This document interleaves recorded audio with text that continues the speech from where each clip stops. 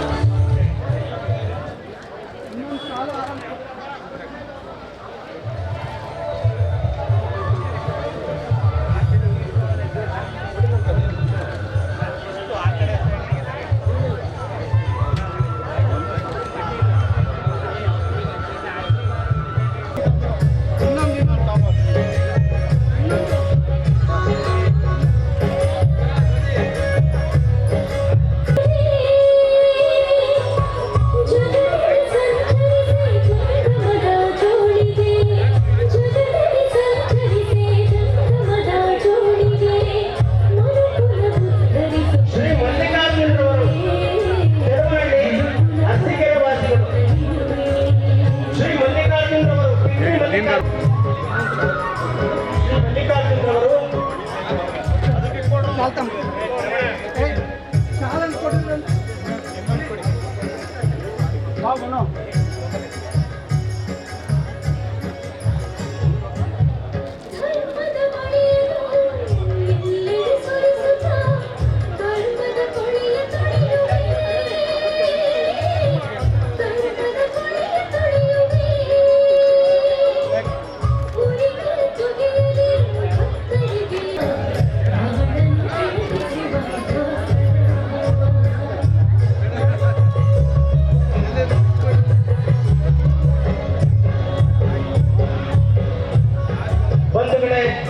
ನಮ್ಮೆಲ್ಲರ ಮಾಡಿರ್ತಕ್ಕಂತಹ ಸನ್ಮಾನ್ಯ ಶ್ರೀ ಗಜೇಂದ್ರರವರು ಸರ್ವಾಂಗ ಸುಂದರವಾದ ಮೂರ್ತಿಗಳನ್ನು ಕೆತ್ತಿ ಇದರ ಸೊಬಗಿಗೆ ಕಾರಣಕರ್ತರಾಗಿದ್ದಾರೆ. ಅವರಿಗೂ ಕೂಡ ಈಗ ಪೂಜ್ಯಪಾದದಿಂದ ಗೌರವ ಶ್ರೀರಕ್ಷೆಯನ್ನ ನೀಡಲಾಗ್ತಾ ಇದೆ. ಈಗ ಕಾರ್ಯಕ್ರಮದ ಶರಣ ಸಮರ್ಪಣೆ ಇದನ್ನ ಸನ್ಮಾನ್ಯ ಶ್ರೀ US ಲೋಕೇಶ್ ಅವರು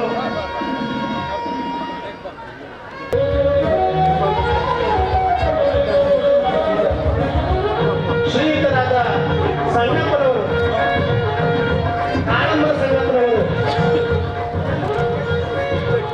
ಶ್ರೀಯುತರು 70,000 ರೂಪಾಯಿಗಳನ್ನ ಈ ಕಟ್ಟಡದ ನಿಧಿಗೆ ನೀಡಿದ್ದಾರೆ.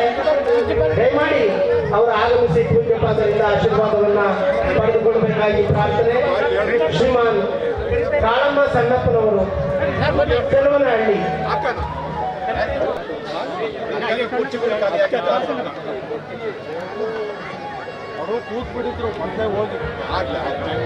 ಶ್ರೀಯುತ ಸಂಗಪ್ಪನವರು, ಚೆಲುವನಹಳ್ಳಿ.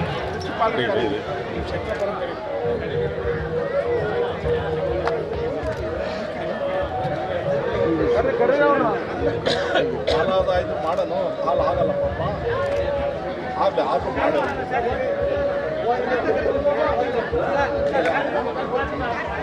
ಮುನ್ಸಿಪಾಲ್ರು ಕರೆಕ್ಟ್ ಇನ್ನೊಂದಿಲ್ಲ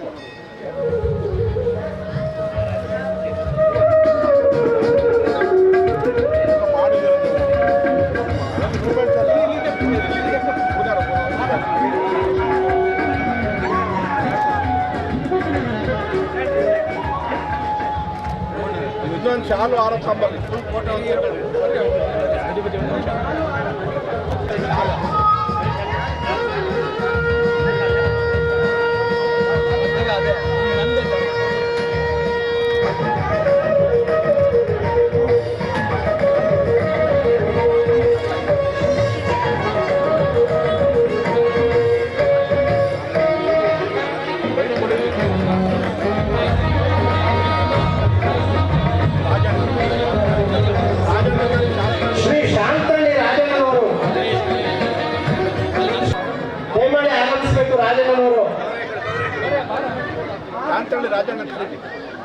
ಶಾಂತಳ್ಳಿ ರಾಜಣ್ಣನವರು